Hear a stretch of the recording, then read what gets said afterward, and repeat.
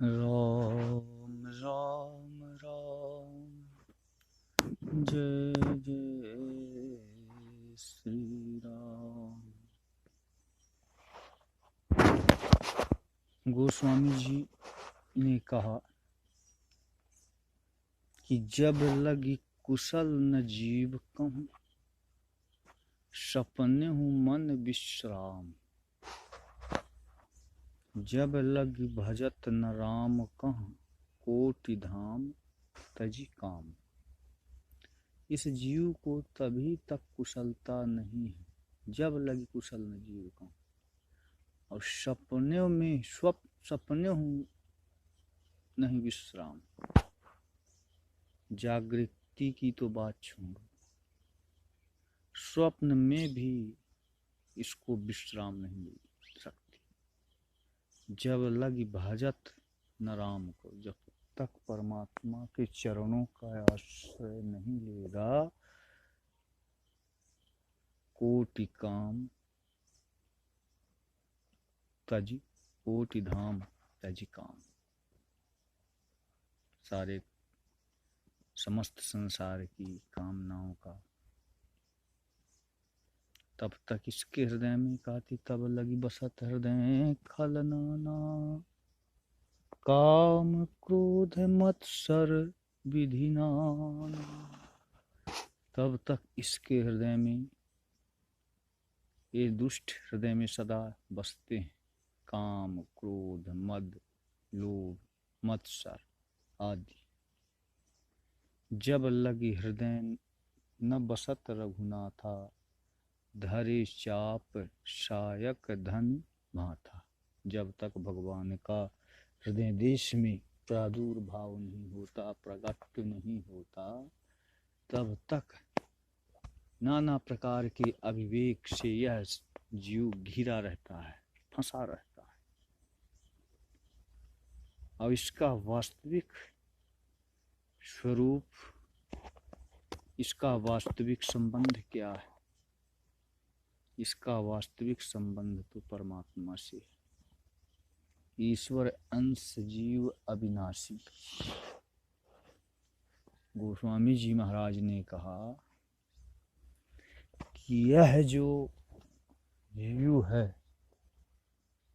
यह अविनाशी है, इसका विनाश करने में कोई सामर्थ्य नहीं,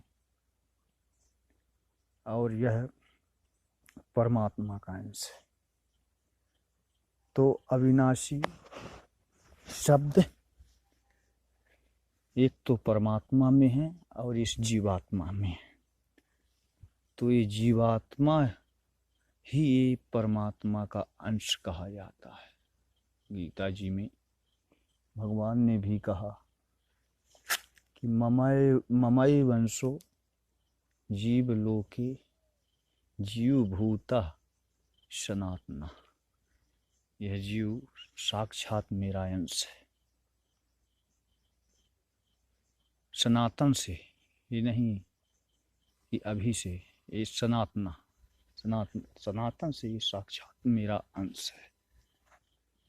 तो अंशी के तरफ स्वतः ही आकर्षण होता है। जैसे पृथ्वी से मेके गए पत्थर पृथ्वी की ओर ही आकर गिरते हैं। क्यों? कि पत्थर जो है पृथ्वी का अंश है, तो उसका आकर्षण अपनी अंशी की तरफ है। और आगी की लपकें, अग्नि की, सदैव ऊपर की ओर ही उनका लपकें जाती हैं। क्यों? कि अग्नि सूर्य का अंश है, तो उसका आकर्षण ऊपर की ओर है, सूर्य की ओर जाती है।